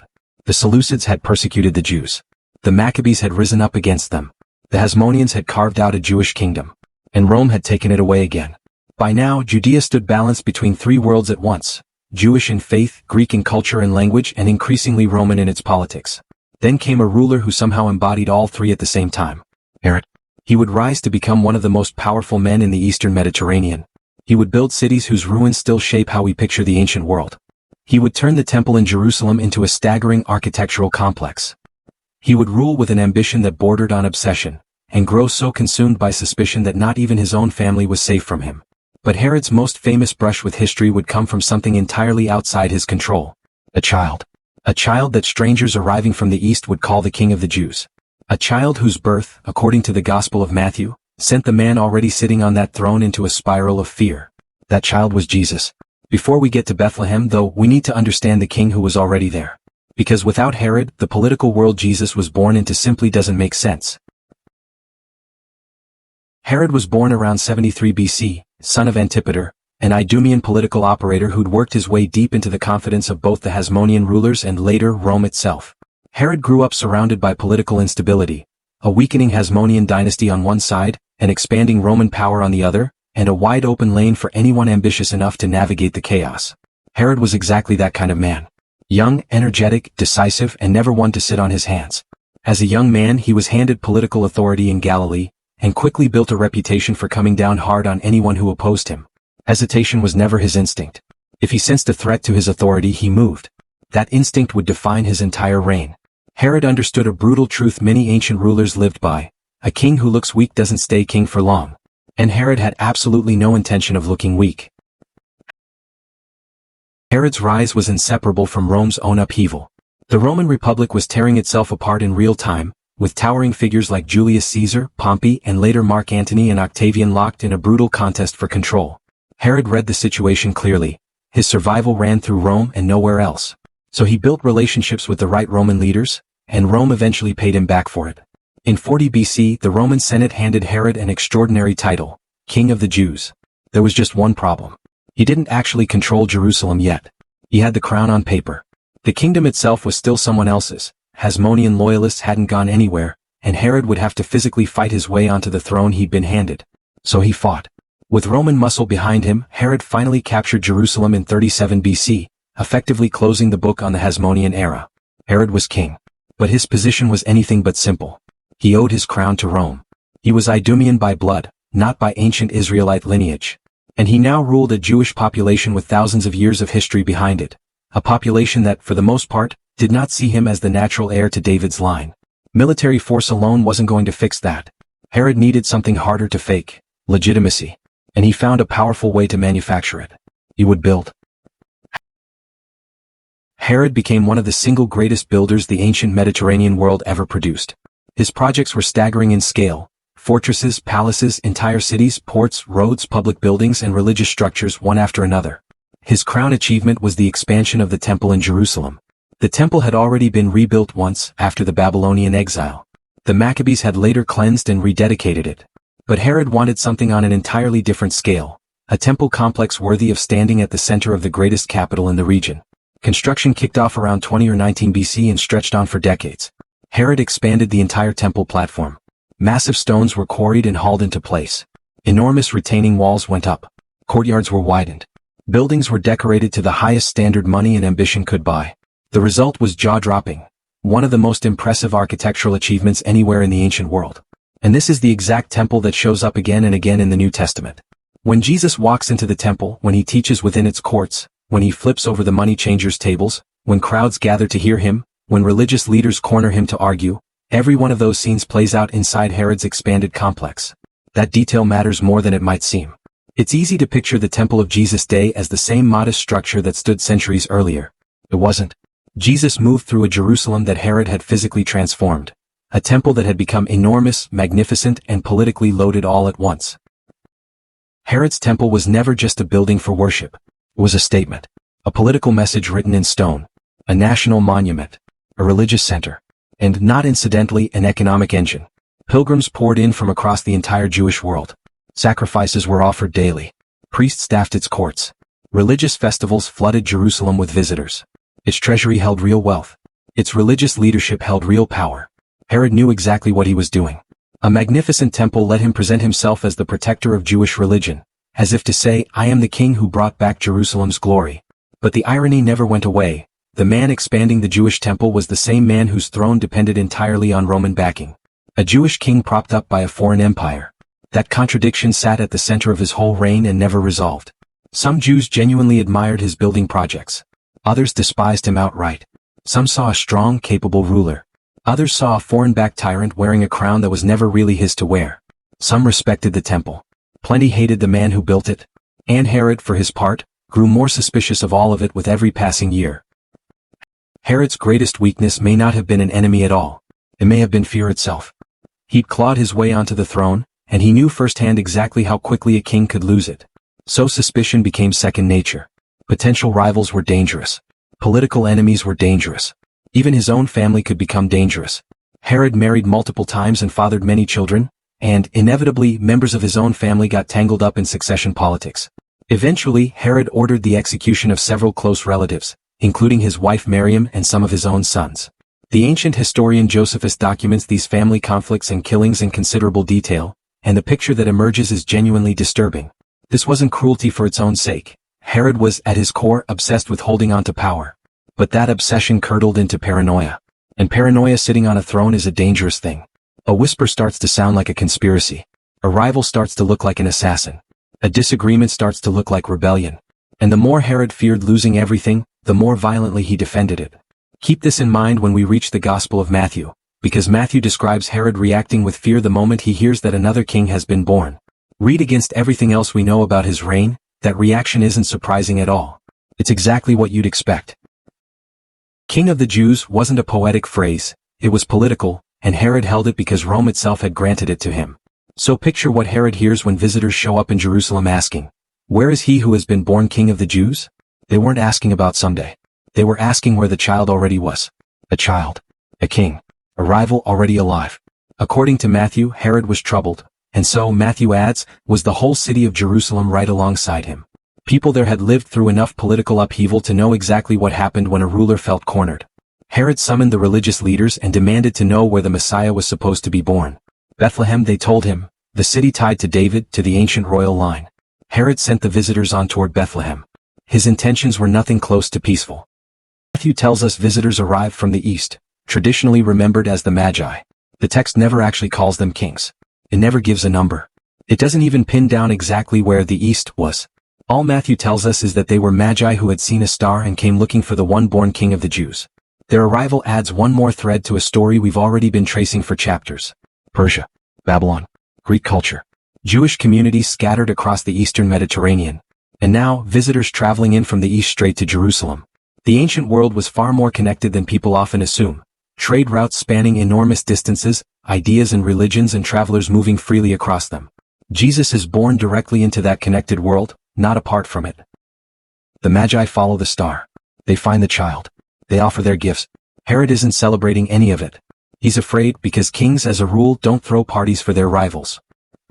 Matthew records one of the darkest scenes tied to Jesus' birth. Once Herod learns the child is somewhere in Bethlehem, he orders the killing of boys in Bethlehem and the surrounding area within a specified age range. A brutal, calculated attempt, in Matthew's telling, to eliminate the infant Jesus outright. Joseph, Mary, and Jesus flee to Egypt just ahead of it. It's a genuinely disturbing episode, and it fits, without much friction, into everything else we know about Herod as a ruler who used violence readily against anything he perceived as a threat. One historical note is worth being honest about. This massacre doesn't show up independently in Josephus or other major surviving sources from the period. That absence doesn't prove it didn't happen. Bethlehem was a small village, and the number of children involved may well have been small enough to go unrecorded by ancient historians focused on bigger political events. But it's worth distinguishing between what Matthew reports and what other surviving sources can independently confirm. Matthew's account is doing more than one kind of work at once. It's historical, but it's also deeply theological. And that becomes obvious the moment you place Jesus' early life next to the story of Moses. Matthew keeps drawing deliberate lines back to Israel's history. Moses was born under a ruler terrified of a growing Hebrew population, a ruler who issued a death sentence against Hebrew baby boys. Moses survived. He eventually returned. He led Israel out of Egypt. Matthew shapes Jesus' story around that exact same pattern. A child whose life is threatened by a fearful ruler, a flight into Egypt, and eventually, a return. That's not coincidence. That's Matthew making a deliberate argument. Jesus' story isn't a new story starting from scratch. It's the next chapter of a story that began with Abraham, ran through Moses, through David, through the prophets, through exile and return, through 4 centuries of foreign domination, and now arrives finally at Jesus. This is exactly why the 400 years between the testaments matter so much. Skip them and Matthew's opening chapters can feel like they drop out of nowhere. They don't. The world had been quietly preparing for this moment for centuries. Herod ruled until his death around 4 BC, and his final years were rough ones. Family executions behind him, political suspicion swirling, his health failing, and the question of succession growing more urgent by the month. Who would inherit the kingdom? Herod had several surviving sons, and his territory would eventually be split among them. Archelaus taking Judea and Samaria, Herod Antipas taking Galilee and Perea, and Philip taking territories to the northeast. That division matters for reading the rest of the New Testament clearly. When you come across Herod Antipas later on, he is not the same man as Herod the Great. Herod the Great is the king tied to Jesus' birth. Herod Antipas is the ruler who later shows up in the stories of John the Baptist and Jesus' trial. The Herodian family's fingerprints stayed on the political landscape long after Herod the Great himself was gone. Herod died around 4 BC. His kingdom was carved up among his sons. His building projects stood. His temple stood. His political legacy lingered over the whole region. And somewhere around that same window of time, Jesus was a young child growing up. This produces one of the more fascinating quirks buried in New Testament chronology. Jesus was almost certainly born before Herod died. Which means that, despite the calendar system later built around his birth, historians generally place Jesus' actual birth a few years earlier than the traditional AD 1 marker. The exact year still isn't settled. What is clear is the bigger picture. Jesus was born in the final years of Herod's reign, right as the Old Testament's world was fading out for good and the Roman world was tightening its grip. The temple had been transformed. Greek dominated the region. Jewish religious movements were actively taking shape. An entire new generation was coming of age under Roman rule. The stage was fully set. Take a moment to trace the temple's full arc. Solomon built the first one. Babylon burned it down. The exiles came home and raised the second temple. The Maccabees reclaimed it after Antiochus defiled it. Herod expanded it into something almost unrecognizable. And now Jesus would walk through its courts. He would teach there. He would confront its religious authorities there. He would overturn tables there. He would speak ominously about its coming destruction. And eventually, within the same century, the building itself would be torn down again. Herod's temple wouldn't survive the 100 years that followed. But during Jesus' own lifetime, it stood in full, staggering glory, the center of Jewish worship and one of the most visible symbols of exactly how tangled the world he'd entered had become. A Jewish temple, built by a Roman-backed king, standing under the shadow of a Roman empire, inside a thoroughly Greek-speaking world. That's the New Testament's world in one image. Now pull all the way back. At the close of the Old Testament, the Jews lived under Persian rule. Jerusalem had been rebuilt. The temple had been restored. And then the prophets simply stopped speaking. Then Alexander arrived and reshaped the region's language and culture. Then came the rival Greek kingdoms. Then the Septuagint. Then Antiochus. Then the Maccabees. Then a taste of real Jewish independence. Then Hasmonean civil war. Then Pompey. Then Rome. Then Herod. And finally, Jesus. Those 400 years were never empty. They were packed with conquest, cultural upheaval, religious conflict, rebellion, political revolution, and relentless expectation. The world had changed almost beyond recognition since the last prophet fell silent. But one thing never changed through all of it. The Jewish people were still waiting. Waiting for God. Waiting for the kingdom. Waiting for the promises to finally land. Waiting for the Messiah. And now, that Messiah had arrived? Or at least, that's the claim sitting at the very heart of the New Testament. So the question that opened this whole story, what actually happened between the Testaments? Finally has an answer. Persia set the stage. Greece reshaped the culture. The scriptures crossed into Greek. The Maccabees fought to keep Jewish identity alive. Rome conquered Judea. Herod ruled as Rome's hand-picked king. And somewhere in the middle of all of it, Jesus was born. But one major piece is still missing. What was happening to the Jewish people themselves, on the inside, through all these centuries? How did their beliefs develop and diverge? Where did groups like the Pharisees and Sadducees actually come from? Why had messianic hope grown so intense? And how did centuries of foreign rule quietly shape the way people would come to understand Jesus? The next chapter moves beneath the politics and into the religious world of first-century Judaism. The world of priests, Pharisees, Sadducees, scribes, messianic hope, the temple, and the tensions Jesus would walk straight into. The political stage is set. Now it's time to meet the people standing on it. Chapter 7. The Jewish world Jesus entered. Pharisees, Sadducees, Messiah, and the religious world of the first century. By the time Jesus was born, the political map had already been redrawn a dozen times over. Persia was gone. The Greek kingdoms had risen and collapsed. The Maccabees had fought and bled for independence. The Hasmoneans had ruled and then fractured. Rome had conquered Jerusalem. Herod had rebuilt the temple into something magnificent. But political history is only half the story. Because while kingdoms rose and fell around them, the Jewish people themselves were changing from the inside out. Centuries of foreign rule had forced hard questions to the surface. What does faithfulness to God even look like under a foreign king? How should the law of Moses actually be read?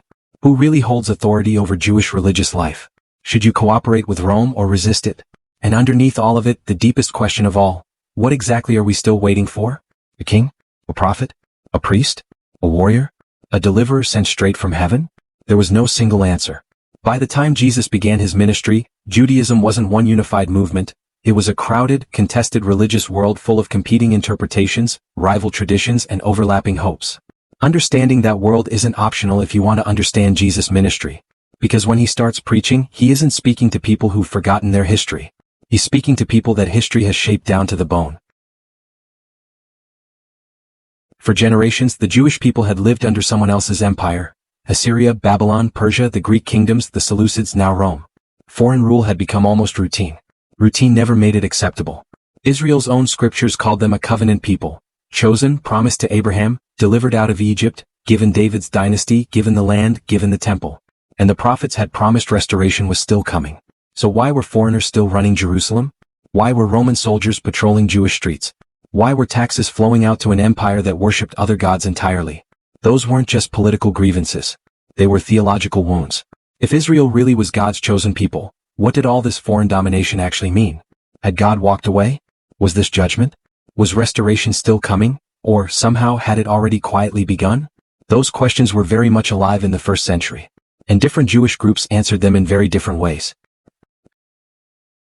The Pharisees were among the most influential Jewish movements of the era, and they show up constantly in the Gospels, usually locking horns with Jesus. But it's a mistake to flatten them into simple villains. This was a serious religious movement, deeply committed to obedience to God's law. Their core conviction was that faithfulness couldn't stay locked inside the temple walls, it had to reach into ordinary life.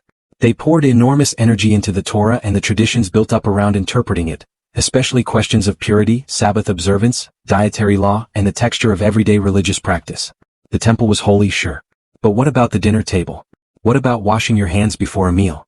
What about the marketplace, the Sabbath, the countless small interactions that made up an ordinary day? The Pharisaic tradition set out to answer exactly that, and its influence over Jewish life became massive. Jesus clashed with Pharisees often, but notice why. Those clashes happened precisely because they shared so much common ground. Both cared fiercely about Scripture. Both cared about God's law.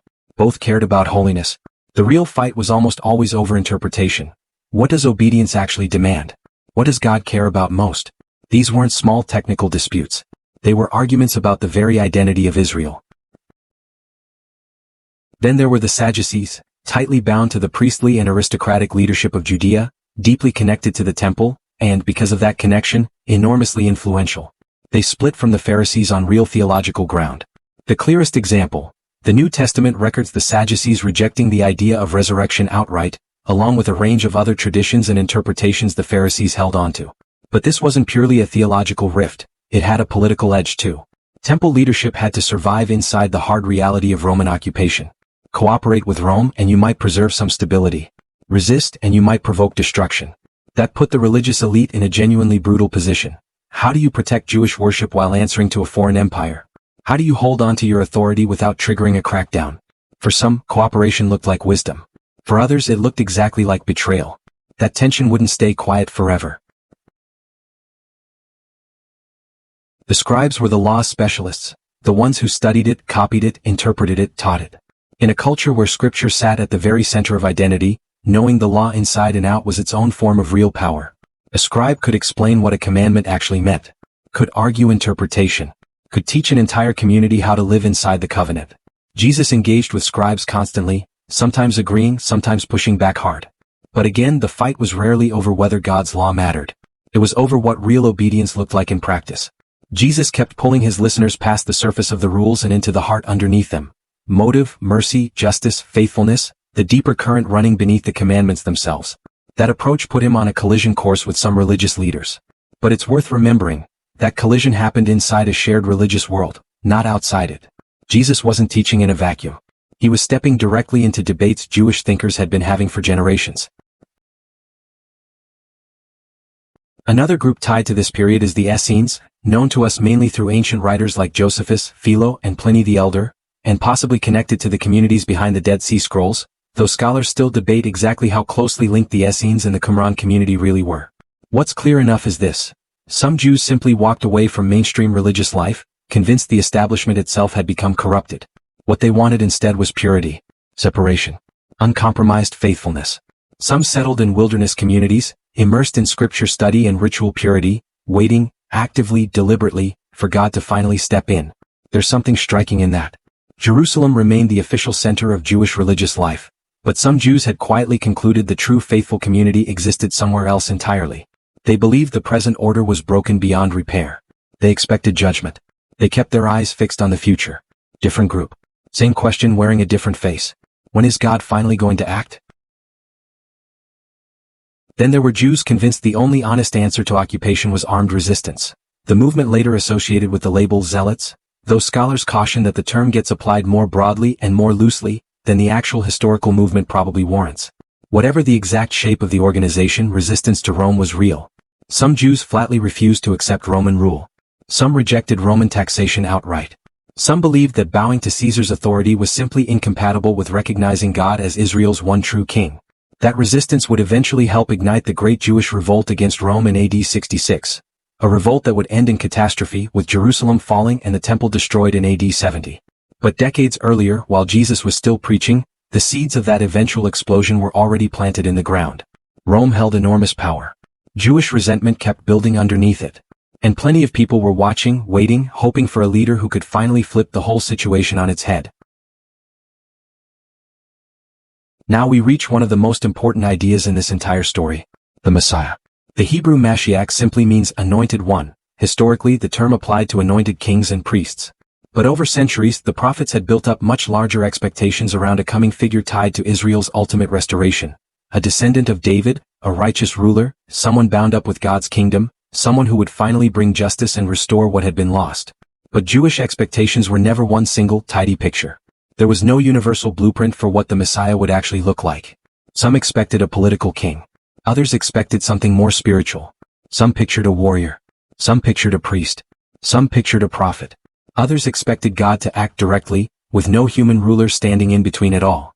That diversity matters enormously, because when Jesus finally appeared, different people looked at him through completely different lenses, asking completely different questions. Could he be the Messiah? A prophet? A king? Something none of us have a category for yet? Asterisk. The Gospels show real people wrestling in real time with exactly that question. Why did David matter so much? Because David was the template, the ideal Jewish king. He'd united the tribes, captured Jerusalem, founded a royal dynasty God himself had made promises around. And when the prophets spoke of future restoration, they kept reaching for David's image to describe it. So when Jews living under Roman rule heard talk of a coming king, their minds went straight back to David. A restored throne, a restored Jerusalem, a restored Israel.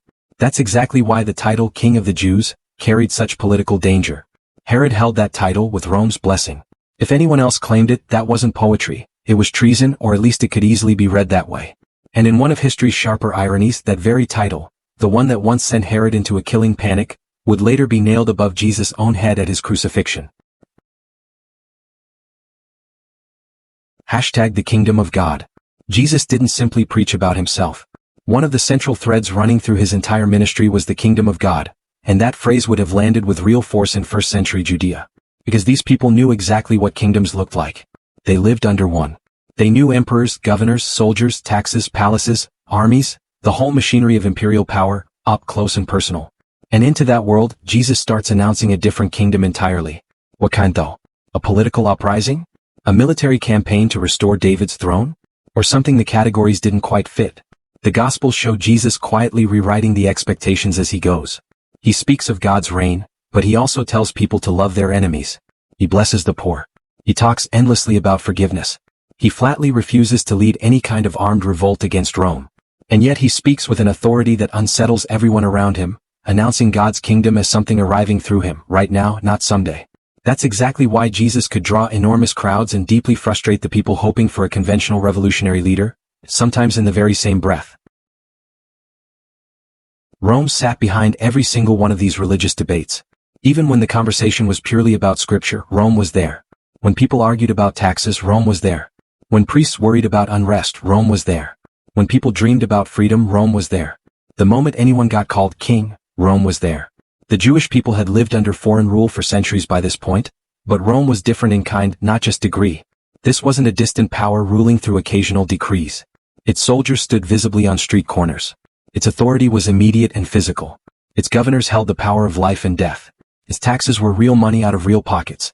Its political grip reached directly into Judea's daily life, and the temple itself operated under Roman political authority, whether anyone liked it or not. Put those pieces together, religious expectation, national identity, and foreign occupation, all under one roof, and you get something combustible. All it needed was a spark. And then, without warning, the silence broke. A prophetic voice rose up out of nowhere. A man in the wilderness, wrapped in rough clothing, preaching along the banks of the Jordan River. John the Baptist.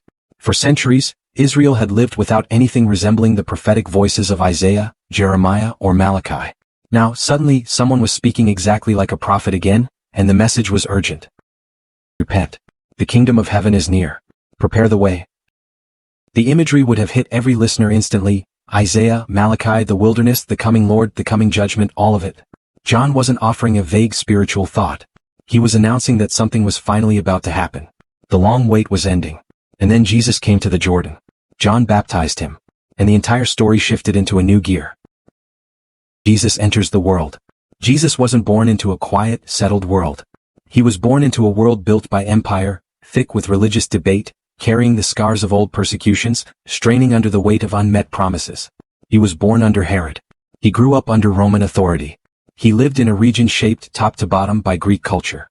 He worshipped inside a temple Herod had rebuilt to dazzle the whole region. He spoke to Jews whose grandparents' had lived through the Maccabean revolt. He argued with Pharisees, debated Sadducees, sparred with scribes, and walked among ordinary people worn down by the daily weight of Roman rule. And into all of that he preached about God's kingdom.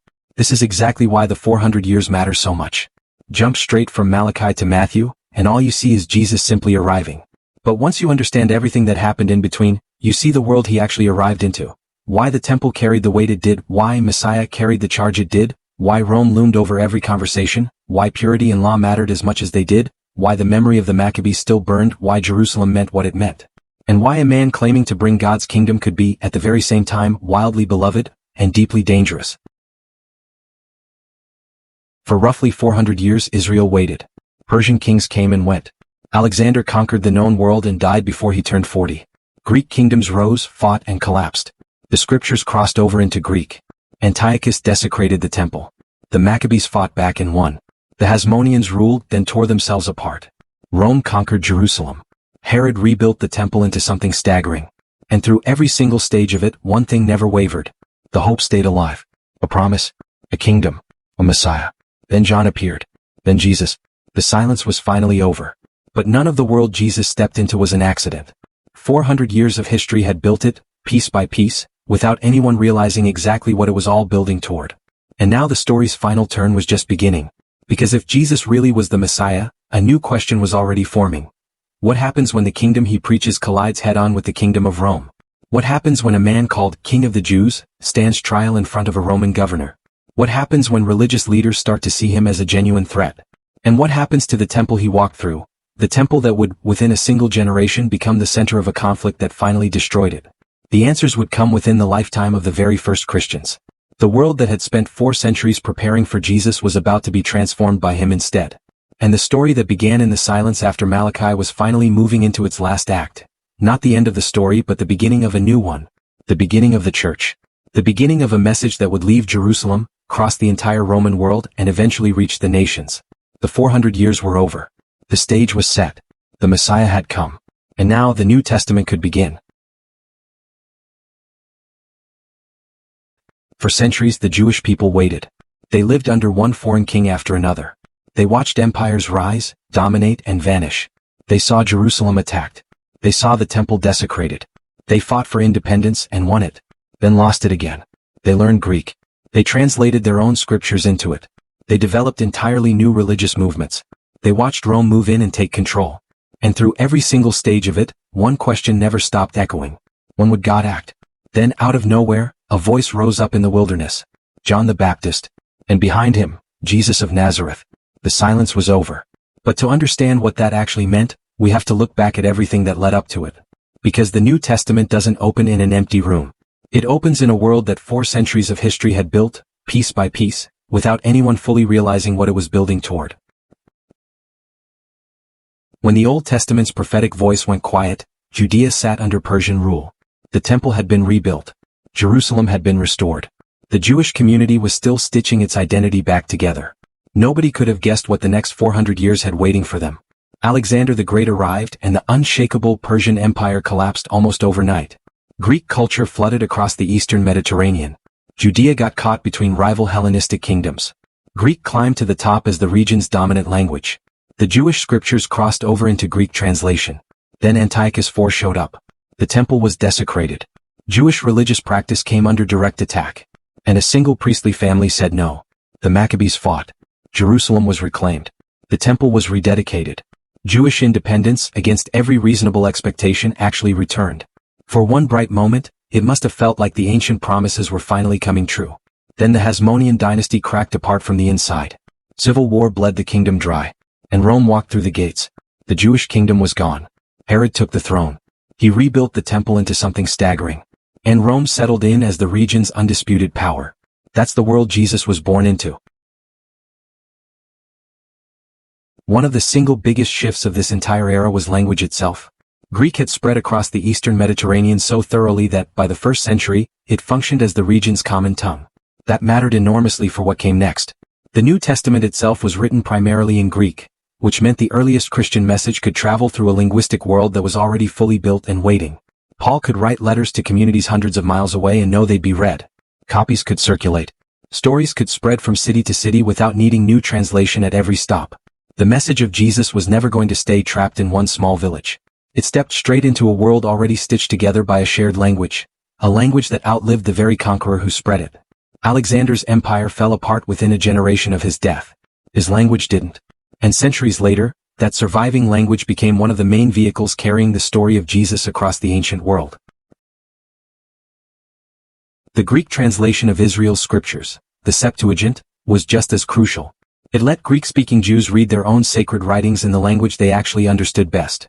And when the earliest Christians began proclaiming Jesus as the Messiah, they leaned on those same scriptures constantly, arguing that his life, death, and resurrection fulfilled promises already sitting inside Israel's sacred writings. Prophecies, psalms, ancient patterns, old promises finally landing. The Christian movement saw itself not as something brand new, but as the next chapter of Israel's own story. And the Greek scriptures gave it the exact bridge it needed to make that case to a much wider world. This is exactly why the intertestamental period should never be treated as some blank stretch of nothing between two books. The Jewish scriptures spent those centuries being preserved, copied, translated, read, argued over, and interpreted, until eventually the writers of the New Testament were quoting them directly. What we now call the Old Testament had become something bigger than it started as, part of an enormous, living Jewish world. The people themselves had changed too, and changed deeply. The Judaism Jesus grew up inside wasn't a carbon copy of the Judaism that existed back in the Persian period. Centuries of foreign rule had forced new questions, new institutions, new movements, new traditions into existence. The Pharisees pushed hard for careful observance of the law. The Sadducees stayed close to the priestly leadership and the temple itself. Scribes devoted their lives to studying and interpreting scripture. Other Jewish communities broke away entirely, convinced the mainstream religious establishment had gone corrupt. Some longed for outright political freedom. Others made peace with cooperating alongside Rome. Some waited on a Messiah. Others poured their energy into simple, disciplined faithfulness to the law. The Jewish world Jesus entered wasn't one thing. It was many things, arguing with each other, and Jesus stepped directly into the middle of those arguments. Sabbath, purity, prayer, fasting, money, the temple, the kingdom of God, the Messiah. Every single one of these topics already had deep roots running through the centuries that came before him. And then there was the memory of the Maccabees, a memory with real weight behind it. A foreign ruler had once tried to erase Jewish religious identity outright. The Jews had refused to let it happen. The temple had been taken back. Independence had actually been won. That story never faded. It taught generation after generation that foreign oppression could be pushed back. That a defiled temple could be reclaimed. That a conquered Jerusalem could rise again. That God could still deliver his people, even against impossible odds. By the time Jesus arrived, Rome had replaced the Seleucids as the empire in charge. Different flag, same basic situation. But the memory hadn't gone anywhere. And that's likely a big part of why the language of kingdom landed with such explosive force. When Jesus preached the kingdom of God, he wasn't speaking into a vacuum, and his listeners weren't hearing some abstract theological phrase. They lived under Rome. They knew exactly what a kingdom meant. Emperors, armies, taxes, soldiers on the street corner. And plenty of them were quietly waiting for a kingdom that would finally replace the one crushing them. What Jesus offered instead was a kingdom unlike anything they'd braced themselves for. Rome had conquered Judea, but Rome had also, almost as an accident of empire building, created something that would matter enormously for Christianity's future. A genuinely connected Mediterranean world. Roads stretched across entire provinces. Ports linked distant regions together. Cities turned into hubs of trade and communication. Roman administration brought a real, if imperfect, measure of political stability across a massive territory. None of this made Roman rule gentle. It could be brutal. Taxes were heavy. Rebellion was crushed without mercy. But the infrastructure was real, and Christianity would eventually move through every inch of it. Paul's journeys would trace Roman roads between Roman cities. Christian letters would travel Roman shipping lanes. The gospel would reach places Jerusalem's own leaders had never even visited. Rome had conquered the Mediterranean by force. Before long, an entirely different kind of movement would travel down the very same roads. One that started with a single Jewish teacher from a small town in Galilee. Jesus began preaching. His message was simple enough to remember, and heavy enough to eventually reshape the world.